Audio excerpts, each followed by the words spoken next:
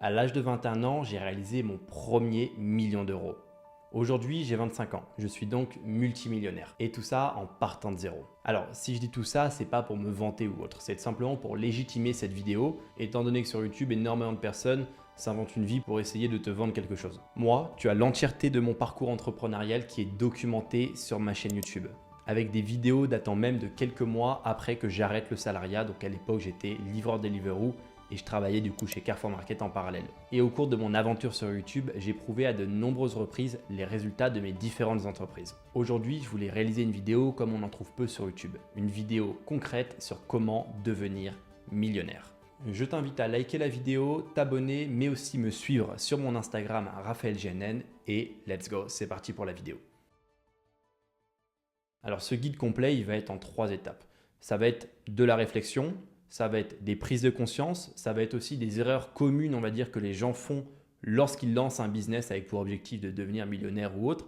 Bref, un condensé de tout ce que j'ai pu acquérir en fait en termes d'expérience ces dernières années. Si tu écoutes et appliques et tu prends des notes sur tout ce que je vais dire, je n'ai aucun doute sur le fait que tu peux toi aussi devenir millionnaire, à condition bien sûr que tu t'en donnes les moyens. Mais pour cela, il va falloir que tu aies une confiance absolue et que tu m'écoutes, on va dire, à 300% sur l'entièreté de ce que je vais te dire dans cette vidéo. Car l'ensemble des éléments sont connectés entre eux. Si tu n'appliques pas un élément, ça peut avoir un impact sur quelque chose d'autre, on va dire, qu'on va voir lors de cette vidéo. Donc il faut absolument écouter tout ce que je dis à 300%. Premier point, le véhicule à adopter si tu veux devenir millionnaire aujourd'hui. Le problème aujourd'hui, et ça je le vois énormément, que ce soit on va dire dans mes DM Instagram ou autres sur des vidéos YouTube, c'est qu'énormément de gens choisissent le mauvais véhicule.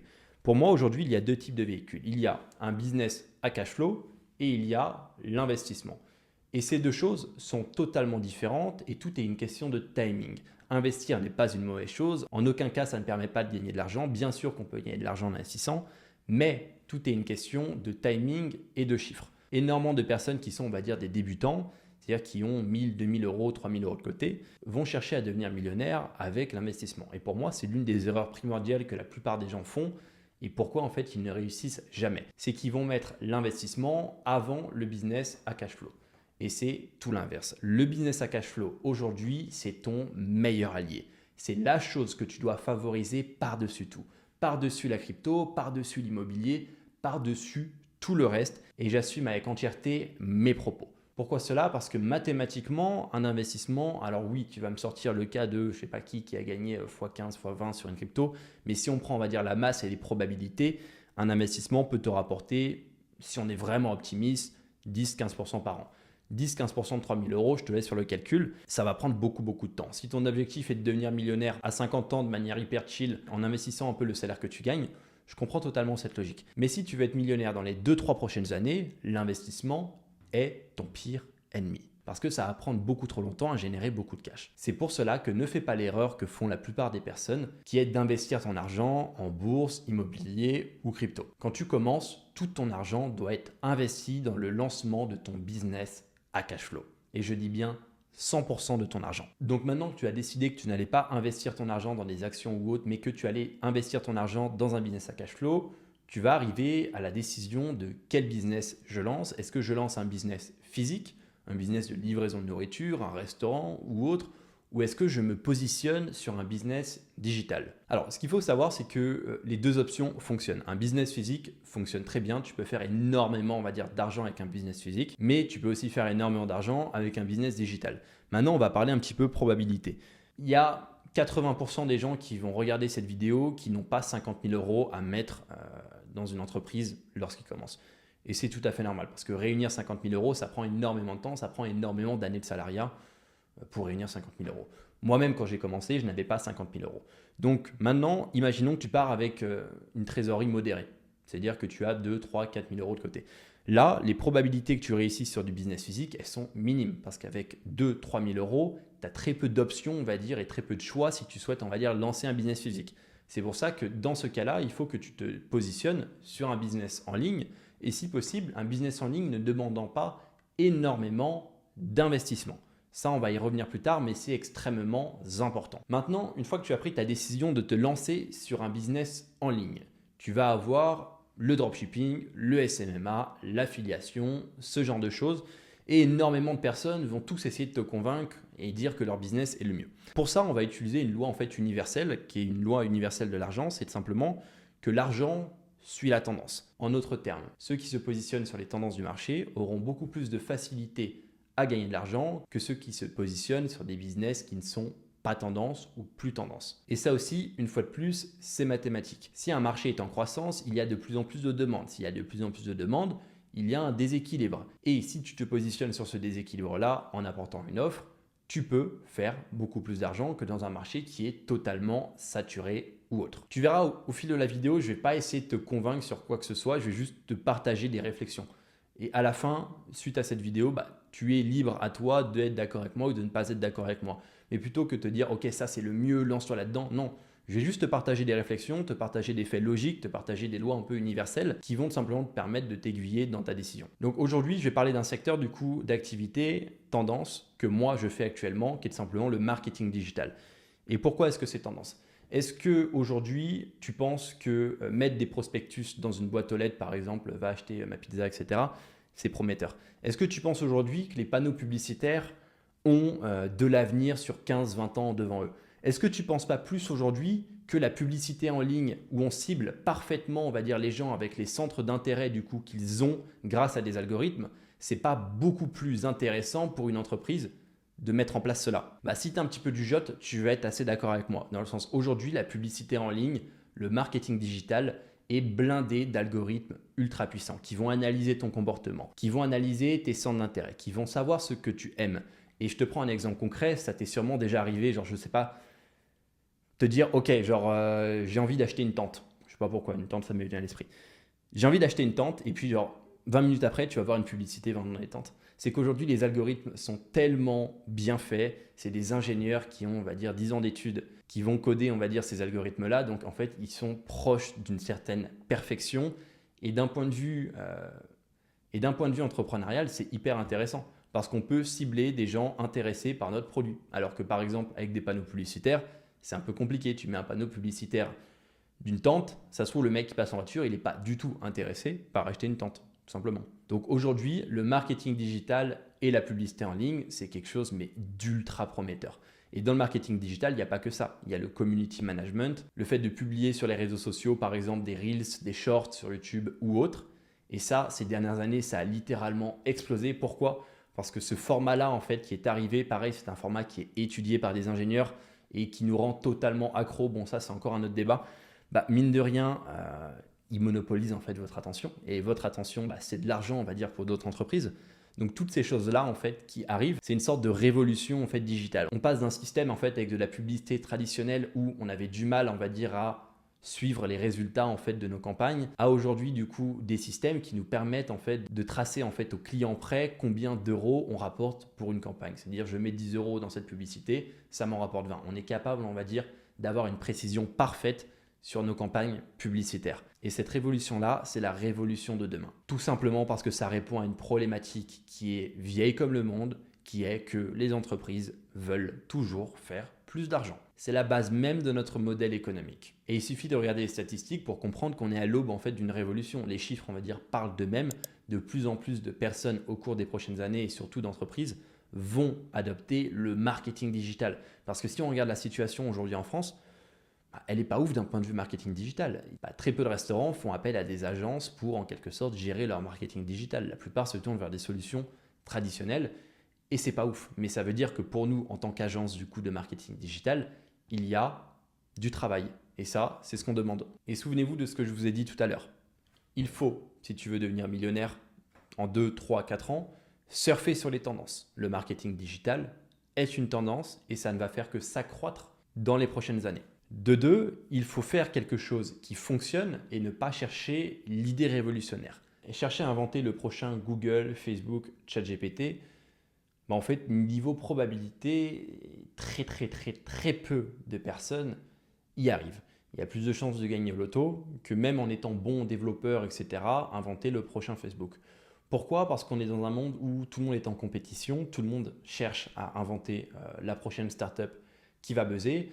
Mine de rien, les idées s'épuisent, très clairement. Et les quelques domaines comme l'intelligence artificielle du coup qui restent sont en fait déjà monopolisés par des gros acteurs tels que Google, Facebook, qui investissent en fait en masse dessus avec des milliards d'euros. Ce qui fait qu'aujourd'hui, si on est purement objectif, si tu souhaites devenir millionnaire dans les 2-3 ans, c'est pas une bonne idée de chercher, on va dire, à créer le prochain Facebook ou le prochain Google. Moi, il y a une phrase que j'aime bien, c'est qu'il ne faut pas chercher à forcément réinventer la roue. Et là, tu pourrais dire oui, mais lancer une agence de marketing digital, il y a déjà plein de gens qui le font. Ça veut dire que ça ne fonctionne pas. S'il y a plein de gens qui le font, je dois me lancer absolument dans un truc où il n'y a personne. Mais ça, en fait, c'est totalement faux. Et tu as plus de chances, en fait, d'échouer en te lançant dans un domaine où il n'y a personne que de te lancer dans un domaine où il y a du monde. Pourquoi? Parce qu'un domaine où il n'y a personne, il y a de fortes chances que s'il n'y a personne, c'est parce que ça ne fonctionne pas. Alors qu'un domaine où il y a du monde, ça veut simplement dire que tout le monde, en quelque sorte, arrive à faire de l'argent. Donc ça, c'est le bon raisonnement en fait à avoir. Un domaine avec de la concurrence est un bon domaine. Je préfère 1000 fois lancer une entreprise dans un domaine où il y a un peu de concurrence que dans un domaine où il n'y a aucune concurrence. Et ça, il y a très peu de débutants qui l'ont compris, mais la concurrence, c'est bénéfique. Maintenant, partons du principe que tu as été séduit par le modèle de lancer une agence de marketing digital. Voici les étapes à suivre pour réaliser tes premiers dizaines de milliers d'euros d'ici un mois ou deux. Alors, je vais aussi bien te parler de concepts qui vont être liés à l'état d'esprit et à ta manière de raisonner que de concepts plus techniques. Le premier concept que j'ai envie d'aborder, ça va être le positionnement. La chose la plus importante du coup dans ton nouveau business, ça va être de te poser la question, quelle est la problématique que je résous? Je te prends un exemple très simple.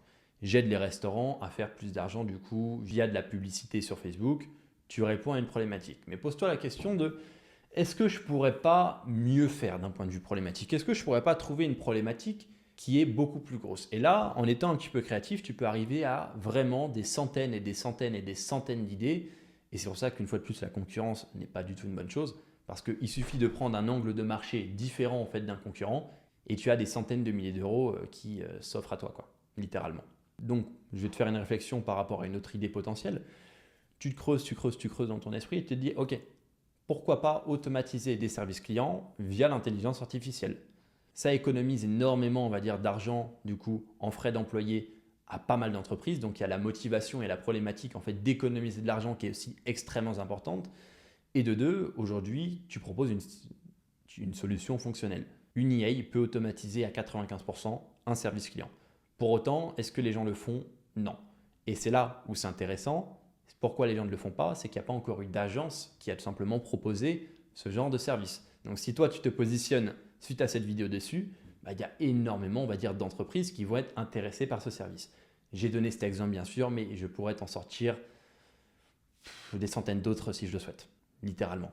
Parce que des angles de marché qui te permettent de gagner 100, 200 000 euros, il en existe presque à l'infini. Donc maintenant que tu as défini ton positionnement, tu vas faire toutes les étapes nécessaires à la création de ton business, y compris les étapes un peu chiantes du coup, qui sont le fait de se déclarer. Parce que oui, c'est important d'être en règle à 200%.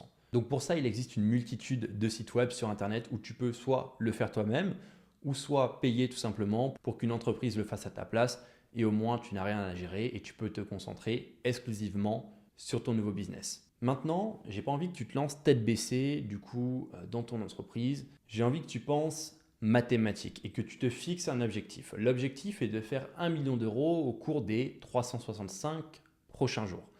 Maintenant, on va prendre le panier moyen d'un client du coup avec ton agence. Ça peut être plus, étant donné que c'est un panier moyen, il y a des personnes qui closent au-dessus, il y a des personnes qui closent en dessous, je le répète. Mais si tu veux signer pour 1 million d'euros au cours des 365 prochains jours et que ton panier moyen est de 3 500 euros, c'est-à-dire que le contrat moyen que tu vas obtenir auprès d'une entreprise, c'est de 3 500 euros, il te faut signer 285 clients. Imaginons maintenant que quand tu prospectes, environ 2% du coup des personnes que tu prospectes vont te donner suite et vont être tes clients, tu te retrouves à facile 8-9 000, du coup je ne pense pas qu'on calcule les exacts, mais c'est dans ces eaux-là, 8-9 000 on va dire entreprises à prospecter on va dire par année. Et maintenant quand tu vois les choses de cette manière, tu te dis ok, si je veux devenir millionnaire, je dois signer au cours de la prochaine année 285 clients. Et là maintenant que tu as ton objectif, ton cerveau va automatiquement s'aligner avec cet objectif. Quelles sont les solutions qui s'offrent à moi pour signer ces 285 clients? Quelle est la meilleure méthode de prospection pour augmenter mon taux de conversion? Et là, j'aime bien dire que le système un peu se dessine. Tout devient plus logique. Et maintenant, il ne te reste plus qu'à mettre en place toutes ces différentes étapes et à les optimiser au fur et à mesure. Donc voilà l'importance de penser mathématiques. Deuxièmement, et ça c'est vraiment le truc selon moi qui est le plus important, et si tu respectes cette chose-là, je n'ai aucun doute sur le fait que tu vas devenir millionnaire au cours des 2, 3, 4 prochaines années, c'est que tu dois rester discipliné. Au début, et ça je te l'assure, tout le monde dit oui, je vais rester discipliné, oui, je vais travailler, et au bout de 3 semaines, il n'y a plus personne. Et ça, c'est pareil dans tous les domaines de la vie. Que ce soit le sport, une activité ou autre, la plupart des gens commencent et arrêtent au bout de 2 à 3 semaines. Alors que si, au contraire, tu ne te dis pas je vais bosser 10 heures par jour, tu te dis je vais seulement bosser 2 heures par jour, mais tous les jours de l'année, et tu te prends un jour de repos par semaine, mais tous les autres jours de cette année, de cette prochaine année, tu t'engages à travailler 2 heures par jour sur ton projet, je n'ai aucun doute sur le fait que tu vas faire énormément de cash au cours des 365 prochains jours. Pourquoi 2 heures? Et pourquoi pas 6 heures, 7 heures? 2 heures, tu peux le faire en parallèle de tes études. Donc ça, c'est le bon argument, tu vois, 2 heures, pour toutes les personnes qui ont l'habitude de se trouver des excuses du style « Ah, j'ai un gosse, je ne peux pas faire ça. Ah, tiens, j'ai un travail, je ne peux pas faire ça. Ah, tiens, j'ai des études, je ne peux pas faire ça. » 2 heures, tu peux. À la rigueur, tu te lèves plus tôt ou tu te débrouilles pour mieux t'organiser. Mais 2 heures, tu peux. Si tu me dis que tu ne peux pas, c'est que tu trouves une excuse et que tu ne mérites pas en quelque sorte le fait de devenir millionnaire.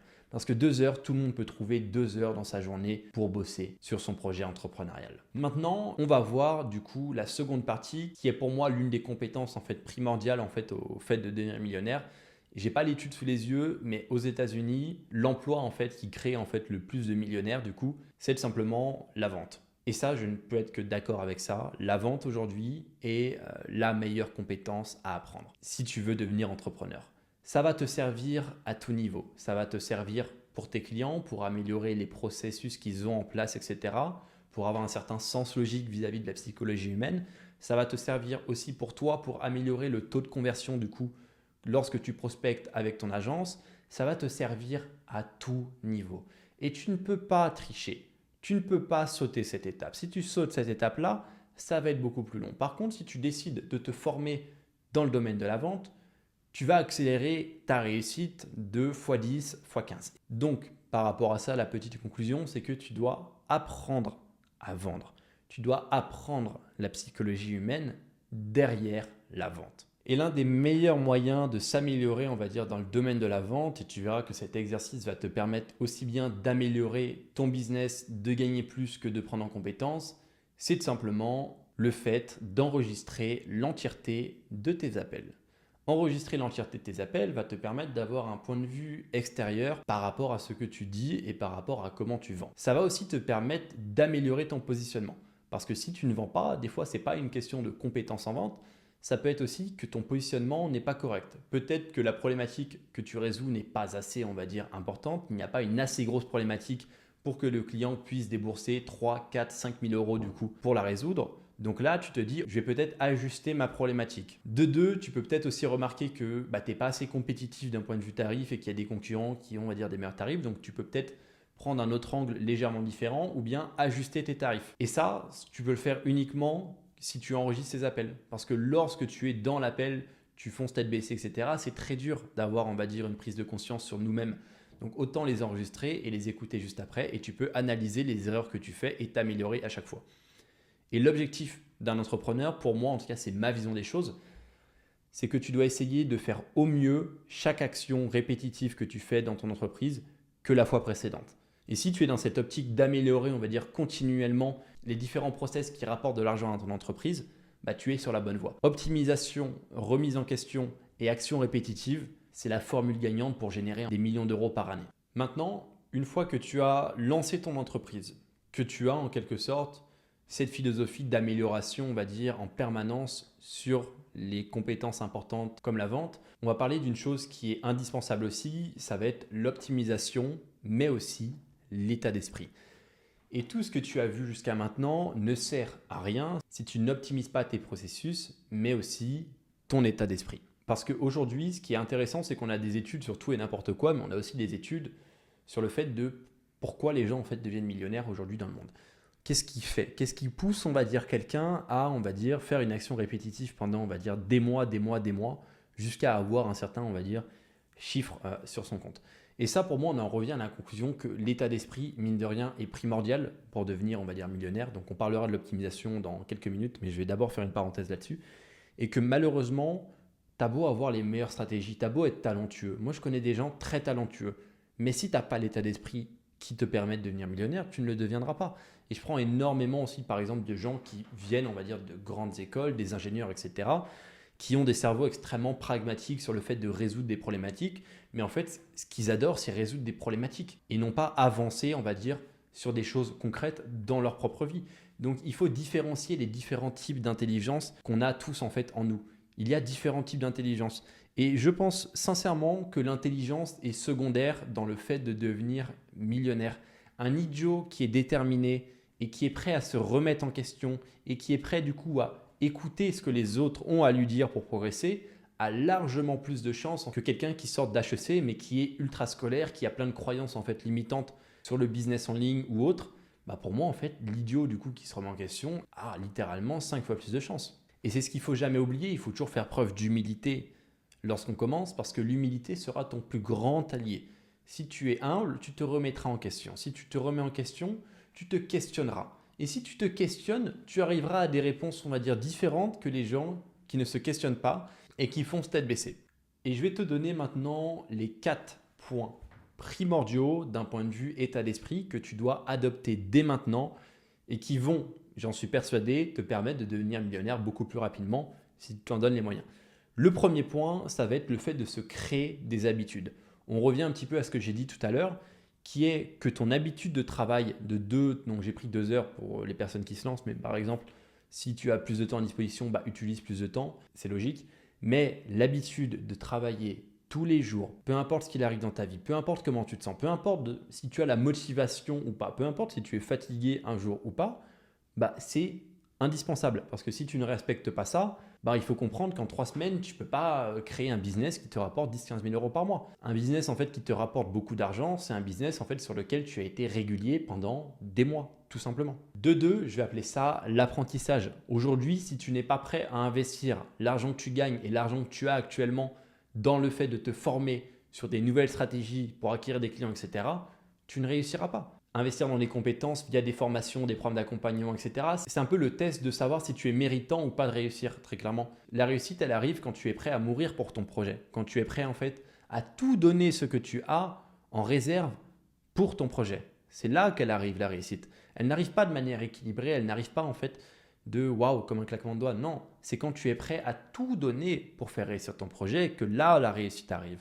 Et si tu n'es pas capable d'investir 1000, 2000 euros, est-ce que tu penses mériter de réussir? Est-ce que tu penses que tu as fait des sacrifices alors que tu n'as pas, on va dire, osé toucher à ton livret A? Non, tu n'as pas fait de sacrifice. Tu n'as fait aucun sacrifice. Et vu que tu n'as fait aucun sacrifice, pourquoi tu réussirais? Parce que si tu n'es pas capable de faire des sacrifices pour une chose, tu ne seras pas capable d'en faire pour une autre. C'est juste du bon sens. Il n'y a pas besoin d'avoir fait bac plus 5 pour comprendre cela. Le sacrifice est hyper important. Et le sacrifice, on le voit où? Les gens ils vont dire « Ouais, je travaille 2 heures par jour, je fais des sacrifices. » Non, non, non. Pour moi, le vrai sacrifice, c'est quand on touche à l'épargne des gens. Quand quelqu'un est prêt à investir 2, 3, 4, voire même 10, 15 000 euros pour réussir dans son projet du coup et se former, là, tu vois que la personne fait réellement un sacrifice. Et toutes les personnes que j'ai vues investir ces montants-là et être sérieux avec les habitudes, la remise en question, etc., sont des personnes qui sont allées hyper loin avec leur business. Parce que c'est juste hyper logique. Donc, ne te trouve pas d'excuses du style « Ouais, je ne peux pas dépenser parce que ci, parce que ça, parce que j'ai une famille. » Non, non, non. Si tu as vraiment envie de réussir, montre que tu es capable de faire des sacrifices et investis dans des compétences. Investis pour te former parce que si tu veux monter une entreprise, tu te formes. C'est juste du bon sens. Et arrête de dire oui, je vais trouver un mentor. Tous les mentors que tu trouves, c'est des personnes que tu payes. Aucun multimillionnaire ne t'aidera gratuitement. C'est juste du bon sens. Le multimillionnaire, il a une vie, il a une entreprise. Tu veux qu'il t'aide, qu'il te forme, etc. Tu veux qu'il soit ton mentor, tu le payes. C'est comme ça que ça fonctionne. Je ne sais pas d'où vient le mythe en fait que il y a quelqu'un qui va venir en quelque sorte t'aider et te monter un business à ta place, mais sache qu'aujourd'hui, si tu penses ça, c'est totalement faux. Je ne connais personne à qui c'est arrivé et c'est tout à fait logique de pourquoi est-ce que ça n'arrive pas. Les seules personnes qui vont t'aider gratuitement sont des personnes qui n'ont pas d'argent et qui n'ont pas réussi dans le domaine dans lequel ils te forment. Donc deuxième chose, sois prêt à sortir ton épargne et à investir sur toi, sinon tu ne réussiras pas. Troisième point, l'organisation. L'organisation est primordiale. Si tu penses que tes parents, c'était une mauvaise chose en fait qui te pousse à ranger ta chambre dès le matin, non. C'est tout simplement le contrôle de son espace. Si tu contrôles ton espace, tu contrôleras ton planning. Si tu contrôles ton planning, tu auras le contrôle sur ton acquisition de clients. Si tu contrôles ton acquisition client, tu auras le contrôle de ton entreprise. Et ça, c'est primordial. Beaucoup de gens que je connais qui sont entrepreneurs mais désorganisés ont un gros manque à gagner et leur business fait fiou, chou, chou, chou, chou, parce qu'en fait, si tu es mal organisé, c'est compliqué, on va dire, de réussir sur du très long terme. Et de 4, et l'un des plus importants, c'est l'obsession. Tu dois être obsédé par ta réussite. Tu dois être obsédé par les chiffres. Tu dois aimer l'argent.